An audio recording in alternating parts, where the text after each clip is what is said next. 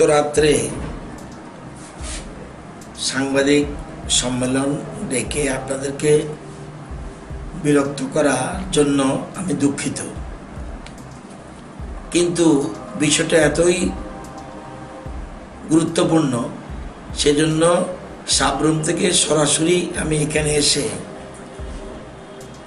সম্মেলন করতে বাধ্য হচ্ছি এবং সর্বত্র যেন সংবাদটা পরিবেশিত হয়, সকলের জ্ঞাতার্থে এই প্রেস কনফারেন্সটা করতে হচ্ছে। আপনারা জানেন যে গতকাল খুব দুঃখজনক, গত পরশুদিন রাত্রে এক আইজিএম হাসপাতালে এক পেশেন্টের মৃত্যুকে ঘিরে এবং পরবর্তী সময় গতকাল ভোরবেলা জনৈক ডাক্তারবাবুর সাথে অত্যন্ত দুঃখজনক ঘটনা সংঘটিত করেছে। মৃতার পক্ষে কতিপয় ব্যক্তি, এবং এটা মোটেই যেখানে আইনের শাসন চলছে রাজ্যে, সেই রাজ্যে এই ধরনের ঘটনা কোনো মতেই কাম্য নয়। এবং আমরা রাজ্য সরকার, রাজ্যের মুখ্যমন্ত্রী এই ঘটনার আমরা যেরকম যিনি মারা গেছে ওনার জন্য যেমন দুঃখ প্রকাশ করছি, সাথে সাথে চিকিৎসকের সাথে যে ঘটনা ঘটেছে এটা অত্যন্ত লজ্জার, ঘৃণার। এটাকে কোনো মতেই সাধারণ ইস্যু মনে করা যায় না। যদিও প্রশাসন অতি দ্রুত ব্যবস্থা গ্রহণ করেছে এবং আসামিদের গ্রেপ্তার করেছে। আদালত গণতন্ত্রের একটা স্তম্ভ, সুতরাং আদালতের ক্ষেত্রে আমাদের সরকারের কোনো ভূমিকা থাকে না। যারা যারা ঘটনা করেছে এর মধ্যে 5 জনকে গ্রেপ্তার করেছে। গ্রেপ্তার হওয়ার সাথে সাথে আদালতে প্রেরণ করা হয়েছে। নিম্ন আদালত অর্থাৎ জুডিশিয়াল ম্যাজিস্ট্রেট ফার্স্ট ক্লাস, কালকে বন্ধের দিন ছিল, উনি বেল পিটিশন শুনেছেন এবং আদালত অন্তর্বর্তীকালীন আদেশ দিয়েছেন, অর্থাৎ বেল অর্ডার দিয়েছেন, ইন্টারিম অর্ডার। আমরা যখন এই খবরটা জানলাম সাথে, এবং কালকে যদিও যারা আসামি তারা বেরোতে পারেনি, কারণ বেল বন্ড জমা দিতে গিয়ে দেরি হয়েছে। আমরা শোনার সাথে সাথে আজকে আমরা সেশন কোর্টে, ডিস্ট্রিক্ট অ্যান্ড সেশন কোর্টে আমরা পিটিশন, আমাদের রাজ্য সরকারের তরফ থেকে পিটিশন দিয়েছি যাতে যে নিম্ন আদালত যে আদেশটা দিয়েছে এটাকে যেন স্টে করে দেওয়া হয়, এটাকে যেন বাতিল করা হয়। কিন্তু সেশন কোর্ট পিটিশন অ্যাকসেপ্ট করেছে। Session court petition, west district জাজ and session court petition accept করেছে, কিন্তু নোটিশ জারি করেছে, কিন্তু কোনো রকম স্টে অর্ডার দেয়নি, অর্থাৎ জামিন বাতিল করেনি, কিন্তু আগামীকাল তারিখ রেখেছে। আমরা সরকার এই ক্ষেত্রে এত বেশি আমরা প্রম্পট অ্যাকশন নিচ্ছি। রাজ্য সরকার সাথে সাথে রাজ্যের অ্যাডভোকেট জেনারেলকে নির্দেশ দিয়েছে এটা যেন হাইকোর্টে অতি সত্বর টেক আপ করা হয়, কিন্তু তখন সন্ধ্যা হয়ে গেছে। হাইকোর্টে অ্যাডভোকেট জেনারেল চিফ জাস্টিসের সাথে কথা বলে উনি তাড়াতাড়ি স্পেশাল কোর্ট যাতে স্পেশাল হিয়ারিংয়ের ব্যবস্থা হয় সেজন্য উনি ব্যবস্থা করেছেন। রাত্রি 9টায় মেনশন স্লিপ দিয়ে এবং রাত্রি 9টায় চিফ জাস্টিস আছেন এবং সেখানে রাত্রি 9টায় হিয়ারিং হয়, 9:15 হিয়ারিং হয়।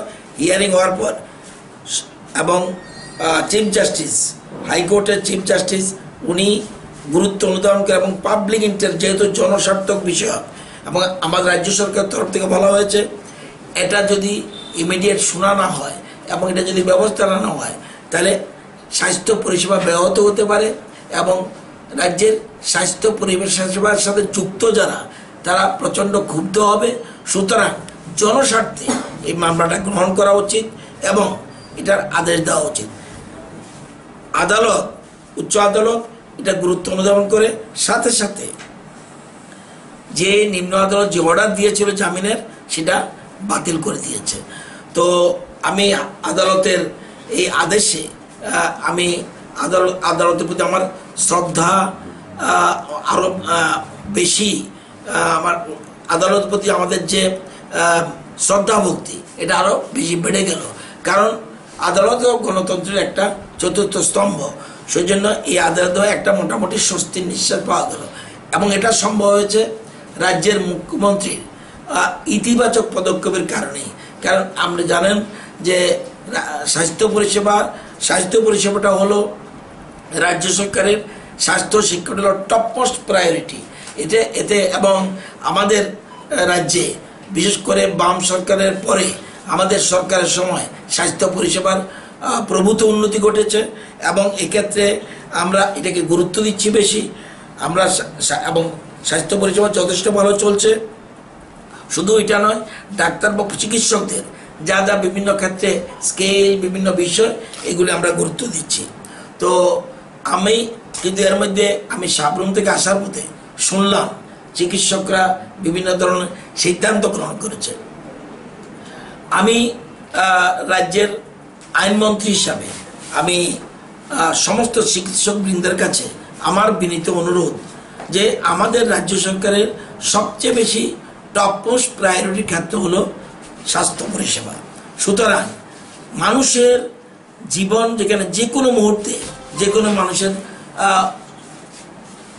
বিভিন্ন রোগে আক্রান্ত হতে পারে, সে সময় এখানে আমরা বড় মন্ত্রী হতে পারি, মুখ্যমন্ত্রী হতে পারি, কিন্তু এক্ষেত্রে আমরা কিছু করতে পারবো না। সেক্ষেত্রে একমাত্র চিকিৎসকই ভরসা।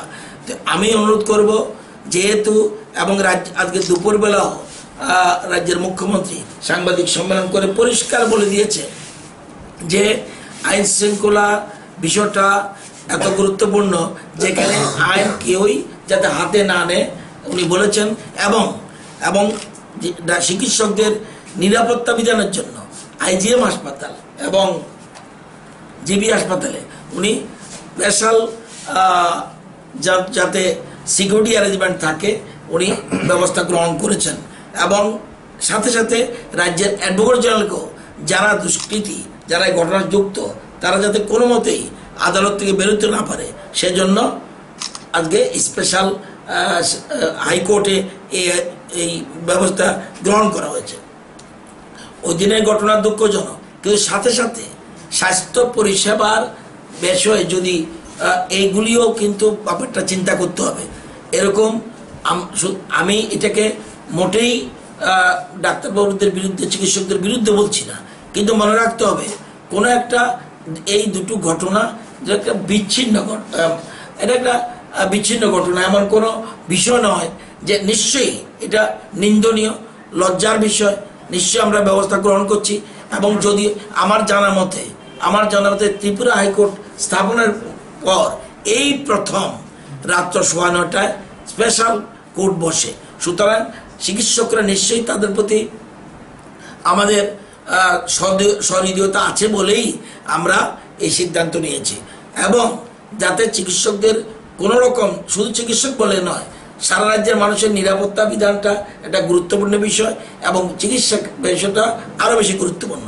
আমি অনুরোধ করব, ওনারা যেমন আজ প্রাইভেট চেম্বার বন্ধ করে দিয়েছে, অতি সত্বর যারা এই ইউনিয়নের কর্মকর্তা রয়েছেন তাদের প্রতি আমার বিনীত অনুরোধ, আপনারা যা যা বলবেন সেগুলি গুরুত্ব মুখ্যমন্ত্রী এর আগেই, আমরা অনেকেই জানে না আজকে রাত্রে 9টার সময় কোর্ট বসবে, কিন্তু এইসবের সরকারের যে সদিচ্ছা এটাকে মাথায় রেখে অনুরোধ করব আলোচনার টেবিলে বসে যা যা করার সেগুলি, এবং মুখ্যমন্ত্রী একের পর এক স্টেপ নিচ্ছেন, কিন্তু সাথে সাথে এটাও চিন্তা করতে হবে শুধুমাত্র আমরা চিকিৎসকদের স্বার্থ দেখব আর আমজনতার স্বার্থ দেখব না, এটাও কিন্তু হওয়া উচিত নয়।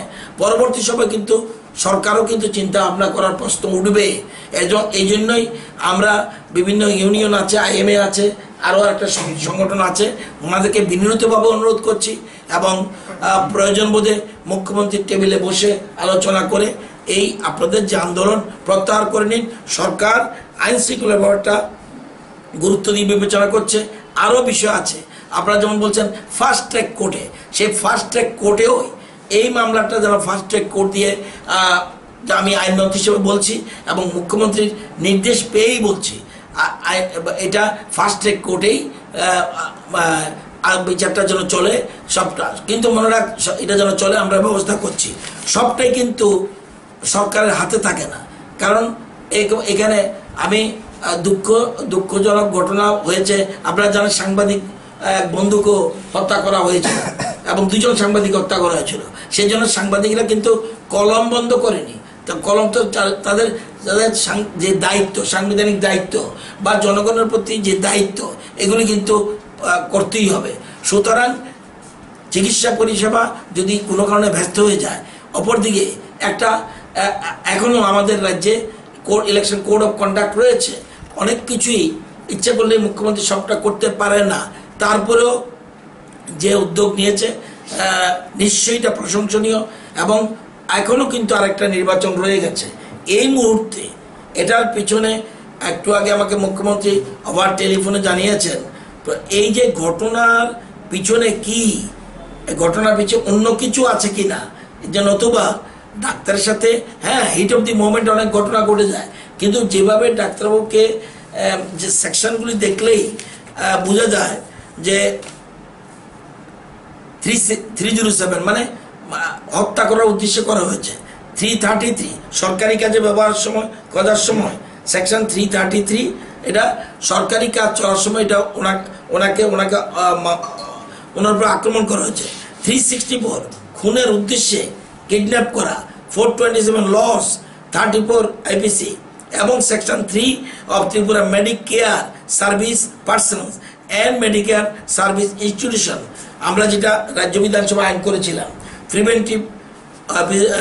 Prevention of violence and damage of property act 2013। এগুলি এর মধ্যে 6টা সেকশন থাকলো, 4টা সেকশন নন অ্যাভেলেবল।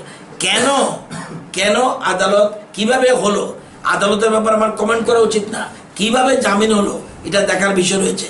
কিভাবে ডাক্তার ও চিকিৎসককে টেনে নিয়ে সিটি সেন্টারের কাছে একের পর এক টেনে ফেলে দিয়ে, সব কিছুর পিছনে কোনো কিছু বিশেষ চক্রান্ত রয়েছে কিনা দেখার বিষয় রয়েছে। এবং সাথে সাথে একটা নির্বাচন চলছে, সমগ্র বিষয়টি মুখ্যমন্ত্রীর নজরে রয়েছে, প্রশাসনের নজরে রয়েছে। আমরা প্রয়োজনীয় ব্যবস্থা করছি, কিন্তু আমি অনুরোধ রাখবো বারবার যে আলোচনার টেবিলে বসে ইমিডিয়েট।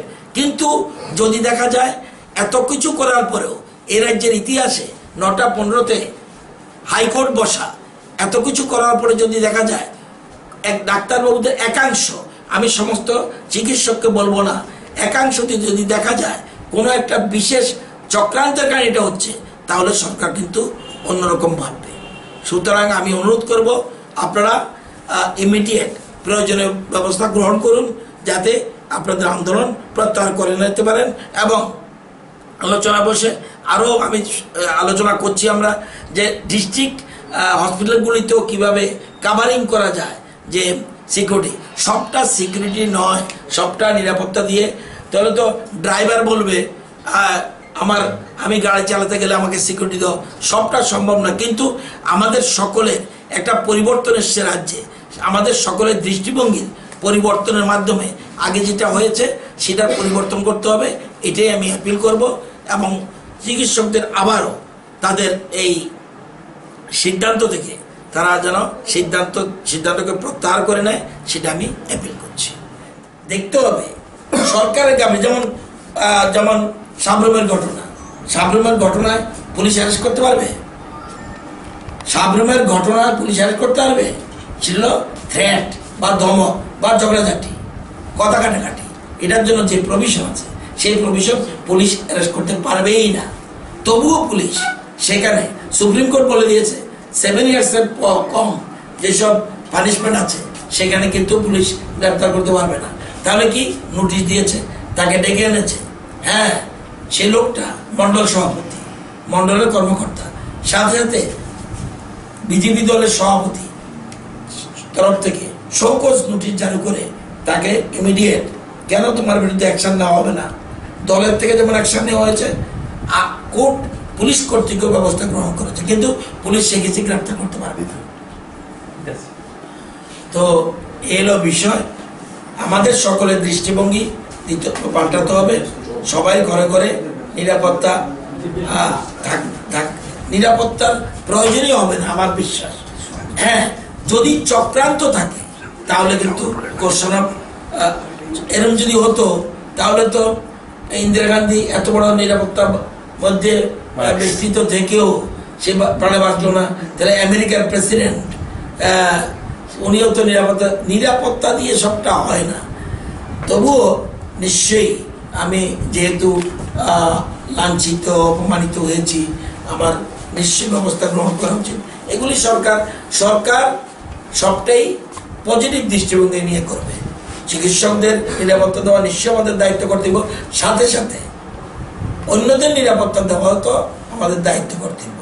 তা আমাদের যে পুলিশ ফোর্স আছে, তো আমাদের যে জনসংখ্যা আছে, সেই জনসংখ্যার অনুযায়ী কজন পুলিশ সেটাও ভাবতে হবে।